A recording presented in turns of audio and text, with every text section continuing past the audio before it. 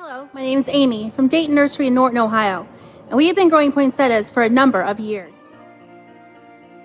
With our experience, we've learned tips and tricks to keep them healthy and thriving throughout the holidays, and we'd like to share those tricks with you.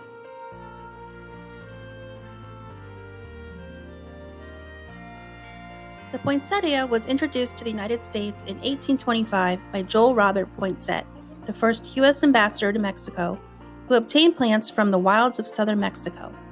The common name for the exotic plant, poinsettia, came from his last name. Since this plant is grown outdoors in warmer climates, it is best to keep your home between 60 and 70 degrees Fahrenheit for good success. They are best sited in medium light areas but can tolerate low light. Avoid full sun to prevent burned leaves. Selecting a place out of direct sunlight, but that is well lit, is best.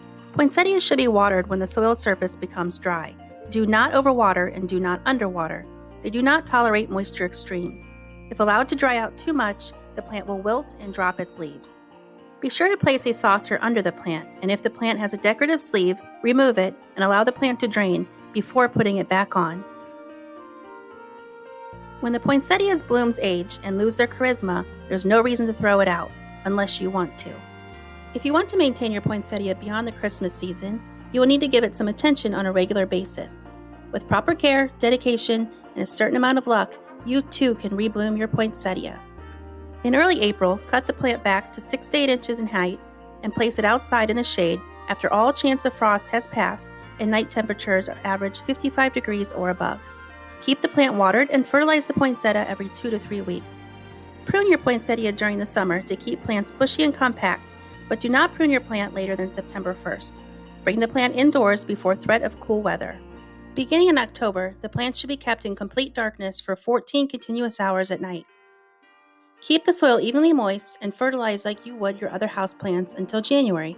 Cover the plant with a black plastic bag to prevent any light from getting in, but remove the bag during the day. By mid-November, the bracts, the modified leaves that we all think of as the flower, should start to show color. Keep the 14-hour dark schedule until they are completely colored up. Insects such as whitefly can be a problem when plants are grown outside and then brought indoors for winter. If whiteflies are noticed, homeowners can use insecticidal soap. Apply 3 sprays once per week for 3 weeks. Particular care needs to be taken to spray under the leaves. Here at Dayton's, we use biocontrols in the greenhouse. Tiny wasps are used to parasitize the whitefly larvae. The widespread belief that poinsettias are poisonous is a misconception. Studies conducted by The Ohio State University concluded that no toxicity was evident at experimental ingestion levels far exceeding those likely to occur in a home environment. Though, as with all ornamental plants, poinsettias are not intended for human or animal consumption, and certain individuals may experience an allergic reaction to poinsettias.